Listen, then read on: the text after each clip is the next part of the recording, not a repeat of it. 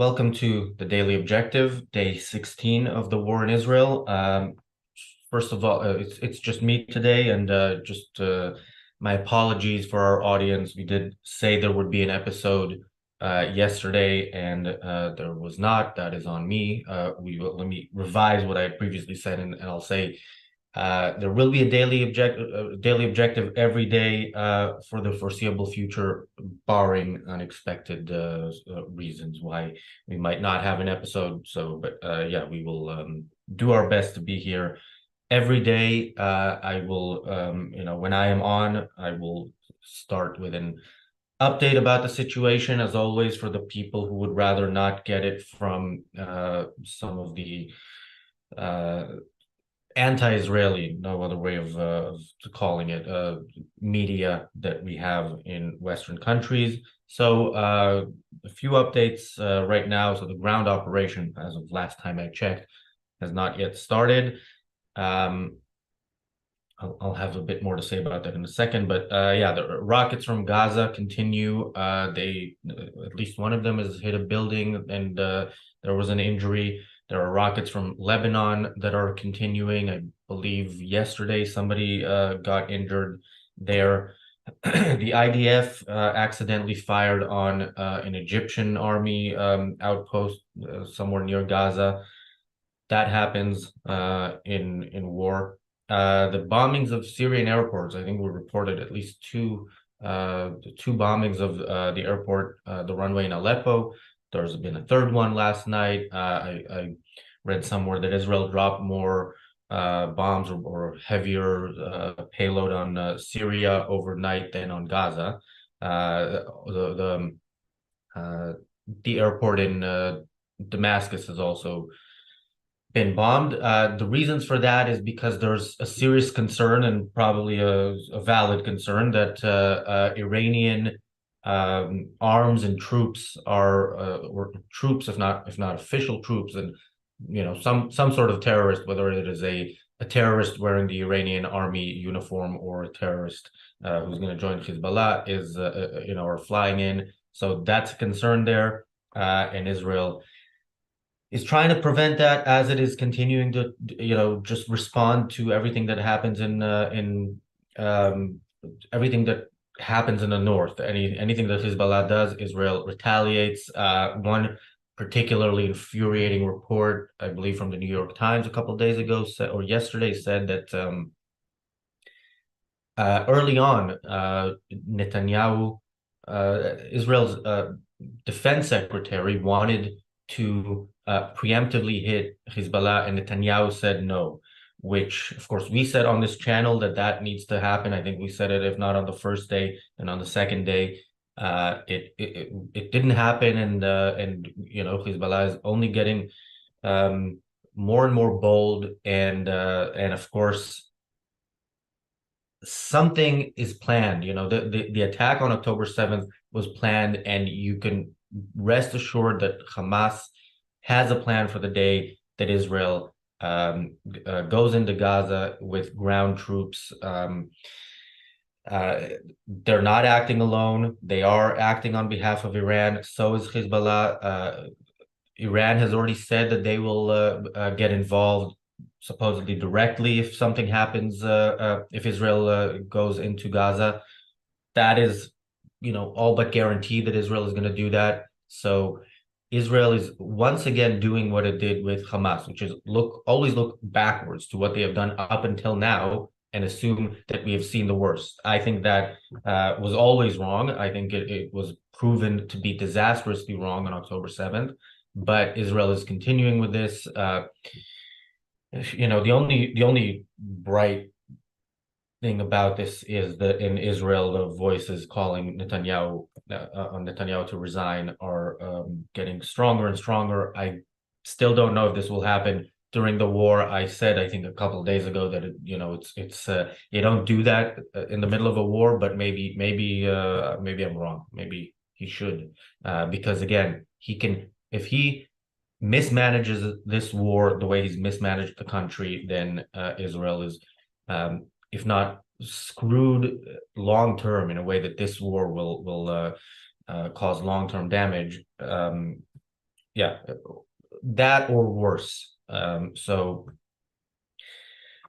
I very much hope that Netanyahu either grows a set or resigns, but I don't see that happening. There are some other updates. I'm sure most of you have seen Greta Thunberg's Stand with Gaza uh, poster that she held and posted on Instagram. So she's now been taken out of the curriculum in Israeli schools, which tells you, you know, where Israel is on some issues, not necessarily worse than other Western countries, but not better, certainly not on that issue. Uh, so of the 1,400 plus people who have been murdered, which doesn't include over 200 hostages, who, Israel doesn't know the condition of almost any of them. Uh, of those 1,400, only 900 or so have been identified so far, and the reason for that is I'm not going to go into the details on this episode. I've done it in the past, and I'll do it again in the future. But you can imagine when these savages came into people's homes and slaughtered them the way they did, that is it makes it difficult in many cases to identify the victims. There's a rise in anti-Semitic events around the world. We probably will deal with that more in depth at some point. I think it kind of ties into today's topic, but yeah, we are. It isn't today's topic, so we will talk about it later. There was a rabbi murdered in the U.S. There's reports that I don't know how verifiable they are about the numbers of incidents and by how much they've risen, which is hundreds of percent. Now, this always happens when there's some sort of operation, some sort of another round of fighting, as they call it, between Israel and Palestinians. But yeah, they have been emboldened, and they're being emboldened by Israel's inaction and by the West's lack of moral clarity. Even though the Western countries, for the most part, have been better on this than they have been on past issues there, because I guess it takes 1,400 people being slaughtered in the most brutal ways while this is being broadcast on Facebook Live by the perpetrators, and hundreds being held hostage for the West to realize that actually Islamic terrorists are not peace-loving people. But yeah, it could be better, and it could be better in terms of how the West deals with Israel itself. It could also be better with how the West deals with the enemy within, which is our topic today.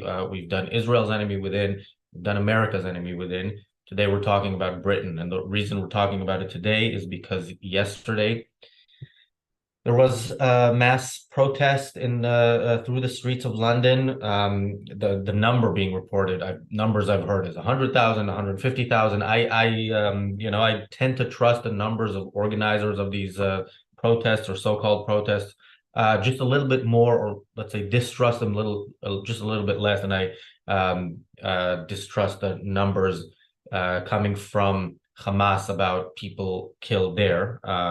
We'll also get to that in a minute, but yeah, many thousands. It's scary. No matter what the numbers are, it is scary to see that. To see that in our streets. Of course, expressing support for these savages and doing what the savages actually did is not the same thing. But you have to wonder if somebody is actually this is the cause that they're passionate about, to support the people who did what was done on October 7th. Yeah, it raises questions as to how safe we are, those of us living in cities like London, and yeah. So one of the things that came out after the protests, the government has summoned some police chiefs in London to question them about the fact that people were allowed to chant jihad. That is one of the chants that you hear them. You know, none of them are nice, but some of them kind of help hammer home the point of the enemy we're dealing with. And I think jihad is as clear an example of that as possible. Um, the police chiefs, there was one incident when somebody was chanting jihad. They spoke to him. They said, we understand that this can mean different things, but, please try to refrain from it. But yeah, it's not fully there's no full clarity there, and the government minister called it completely irresponsible for the police to allow it. Now, the question that you have to ask here is, who is setting the policy on this? Like, who is deciding how we deal with these protesters? Is it the police on the spot, or is it something the government should be clear on? And I mentioned a few times in the past few days the event we did with Yaron Brook here in London, which audio of which will be released at some point. But I asked him towards the end how we should deal with these so-called protesters, especially knowing that these so-called protests started on the day of the massacre, and there's no way of calling it anything other than celebrations of that massacre, at least on that day. And he said, well, we need to be clear about who the enemy is, and we need to declare it an enemy, but we're not going to declare, Islamic totalitarians the enemy, and therefore, no, this is my interpretation, but you have therefore you have a problem there if you want to let the police decide on the spot. When the first lockdown happened during COVID in 2020, uh, police certainly the first few days and weeks were doing all sorts of they were stopping people at a supermarket for being in a non-essential aisle. They were telling people, you were allowed an hour a day of outdoor exercise. So they were telling people who were sitting on a bench in a park that you can't sit on a bench, it's not part of exercise. You don't want the police to be the decision maker here. You want the decision makers to be government, and to have clarity on what the role of government is and how that applies to the specific situation, and then to give orders to the police and not expect the police to call it on the spot. So yeah, a few so I mean, I think those scenes are disturbing and terrifying. They're terrifying to me as somebody who lives in London. I think the fact that you see them everywhere, you see them, in America, should terrify all of us. We should realize that that the enemy is actually here on our streets. It's not limited to Gaza. It's not something that we watch on TV and we cheer the good guys. This could happen here. It does happen here, not on that scale yet. I mean, it did in New York on a greater scale. So yeah, I think we need to pay attention now. Okay, there was I had a few other things to get to. Thank you, Gail Parker, for the super chat. Gail asks, what about the millions protesting in Tel Aviv against Bibi? Yeah, by the way, it's many, many people. I don't think it's in the millions because the whole population of Israel is less than 10 million. Yeah, I mean, that was a protest. So we touched on it a little bit on I don't remember if it was here and the reality show or just the reality show, but yeah, there's a controversial judicial reform plan by Netanyahu's government. It is opposed by many people. It's opposed loudly, and all of that has gone away. For obvious reasons. Part of the protest involved many reserve soldiers saying they will not serve, because of this. And of course, they are serving now. I don't know of anybody who objected to being called up because of the judicial reform. I think all Israelis realize that they are,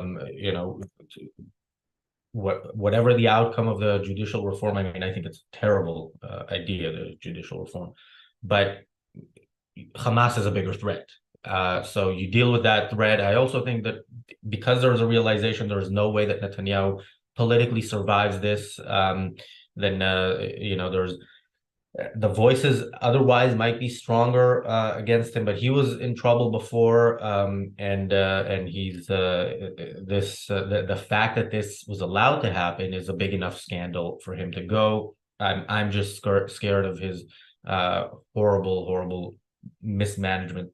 I think so far of the war. Again, he could change it all in a heartbeat, but yeah, what can happen in that ground operation? I have terrifying scenarios in my head about, the troops getting in there and getting somehow Hamas being better prepared than Israel thinks they are, as we've seen them already be better prepared than Israel thought they were for October 7th.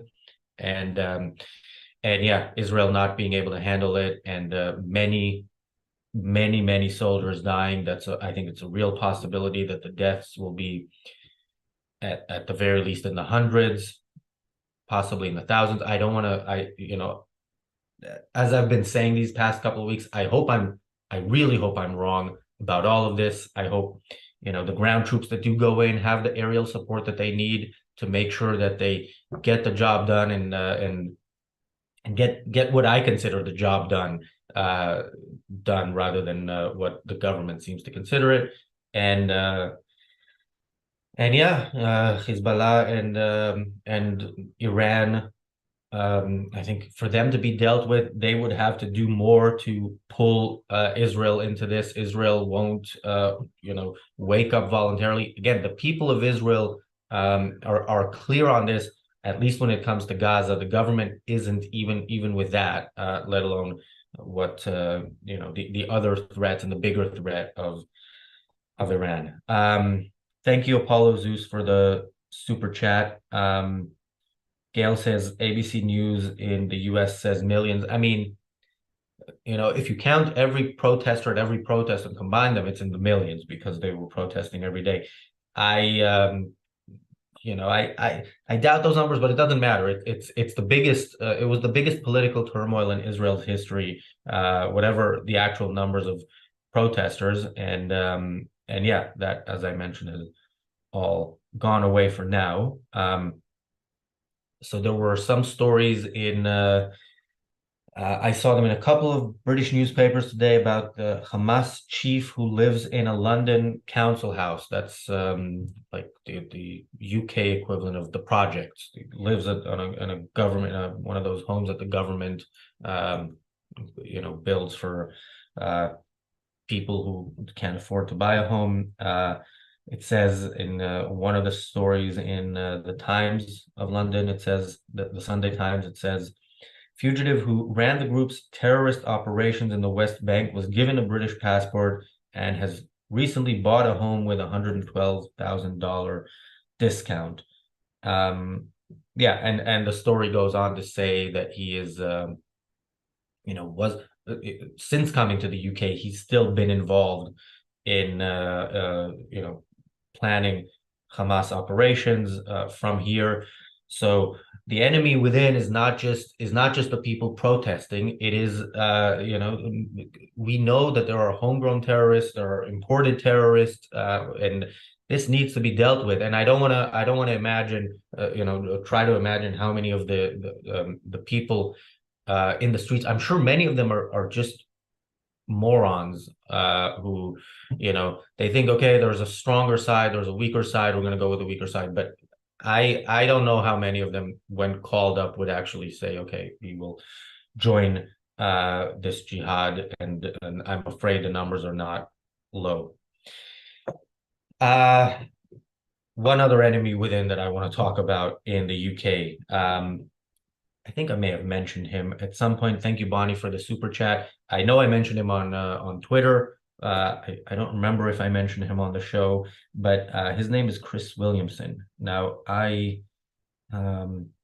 think I have a few of his. Yeah, so Chris Williamson was a member of parliament for the Labour Party, the party previously led by Jeremy Corbyn. Now, if you look at Chris Williamson's Twitter, which is at Darby Chris W, that's his Twitter, then you'll see he tweeted right after the misfired rocket by Islamic Jihad fell on the hospital in Gaza. He tweeted a news story and said, Israel has forfeited the right to exist. Now, this is somebody who has made a career of telling the world why the Jewish state needs to be eliminated. So this is not the moment where he changed his mind about Israel because Hamas told him that they fired a rocket at a hospital or they bombed the hospital. So if you go through his Twitter account, it's interesting to see his repeated use, which you will also have seen in posters in the protest in London, I'm sure in other places, the use of the word genocide about what Israel is now doing in Gaza, the aerial bombardment of Gaza. To use the word genocide, so I try not to repeat Hamas numbers on anything because we saw with the hospital incident, they immediately reported a number which, even if true, could not have been, so many bodies could not have been counted so quickly. And the West reported it as news. I think Hamas, by the way, also when we talk about the Gaza Strip having 2 million people, even that I very much doubt that the numbers Hamas. These are Hamas numbers. Remember, Hamas is the government in the Gaza Strip, and they are not generally honest people that you should take at their word. So I think Hamas numbers last I saw was 3,000 and something killed in Gaza, which of course they blame all on Israel. We know of we don't know how many, but in that hospital, probably over 100 people died. Many others, I'm sure, die all the time from misfired rockets. A large chunk of those rockets don't actually reach their destination. Of course, people who are regular viewers of this channel and people who agree with Ayn Rand's ideas will I'm sure agree that any deaths in Gaza are Hamas's fault. But if you look at the numbers, if I'm sure Chris Williamson takes Hamas at their word for the number of residents in Gaza, 2 million, and the number of deaths, 3,000 and something. And he knows Israel's military capabilities. He also knows the numbers of terrorists involved in the atrocities that he doesn't condemn, and very much, I would say, likely supports, if he doesn't fully say it. So over 3,000 people were the people who invaded Israel from the Gaza Strip. There were over 3,000 of them. Over 3,000 of terrorists were involved in the massacre and the atrocities that we saw 2 weeks ago. Thousands are involved in the rockets. Thousands of rockets have been fired from Gaza since this started. Thousands have been fired in the past. Many are involved in that. Many are involved in the planning of everything, the taking of the hostages.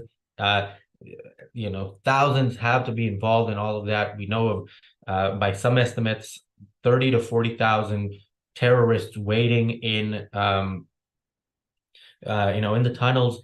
If Israel had some way of killing zero so-called innocent civilians, let's say the people not involved in the fighting, and only killing the people involved in the fighting, but killing all of them, the number would be in the tens of thousands. So there's a reason why these people use words like genocide. I'll repeat again what John Wass said on the reality show a few days ago. He said they're using our morality against us, and by our morality, we're mostly talking about the Western morality of altruism, but it's altruism mixed with some, at least some,